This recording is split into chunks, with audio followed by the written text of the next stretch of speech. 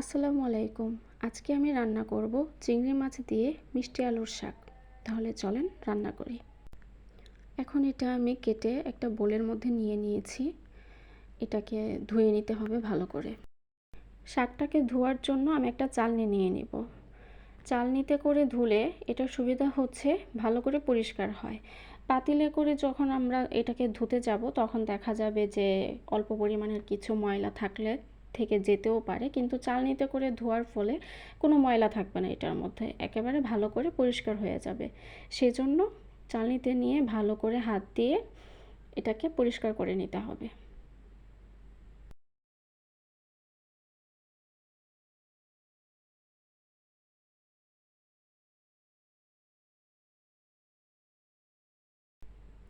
আমার ধোয়া প্রায় শেষ।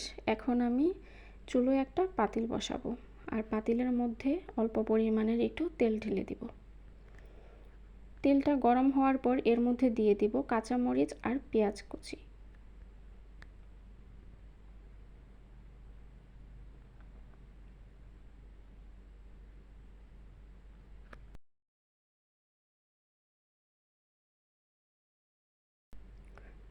এটাকে একটু ভেজে নিতে হবে,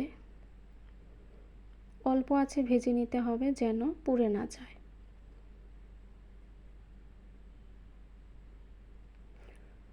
অল্প পরিমাণের একটু পানিও ঢেলে দিব এটার মধ্যে, যেন পেঁয়াজটা পুড়ে না যায়।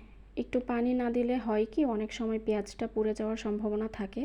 সেজন্য অল্প একটু পানি দিয়ে নেব যেন এটা না পুড়ে যায়।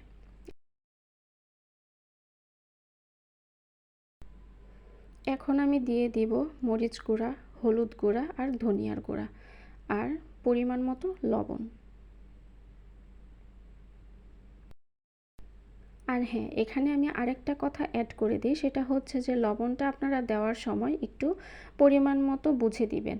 কারণ আমরা অনেকেই যারা প্রথম প্রথম রান্না শিখি তারা যে প্রথমে বুঝতে পারি না যে আলু শাকটা মনে হয় যে অনেক বেশি হয়ে যাচ্ছে, কিন্তু সিদ্ধ হওয়ার পর এটা অনেক পরিমাণের তুলনায় অনেক কমে যায়। যে কারণে লবণটা পরিমাণ মতো একটু কম দিতে হয়, যেন সিদ্ধ হওয়ার পর আলু শাকটাতে লবণের পরিমাণটা ঠিক থাকে।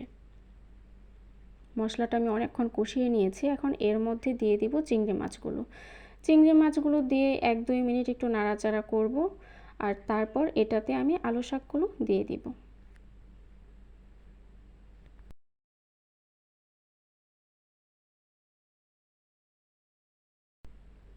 আমি আলু শাকগুলো এটার মধ্যে দিয়ে দিচ্ছি।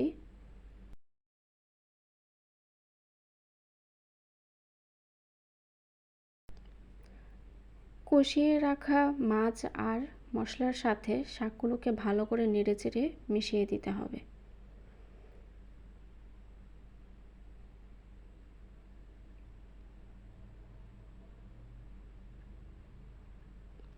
দেখুন আমি ভালো করে নেড়েচেড়ে মাছ আর মশলার সাথে শাকটাকে ভালো করে মিশিয়ে দিয়েছি। এখন আমি ঢেকে দিব।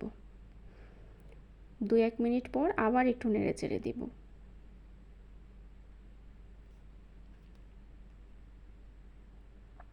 দেখুন অল্প একটু কিন্তু মজে গেছে প্রায়। এখন নেড়েচেড়ে আবার একটু ঢেকে দিব, তাহলে দেখবেন আর একটু মজে যাবে।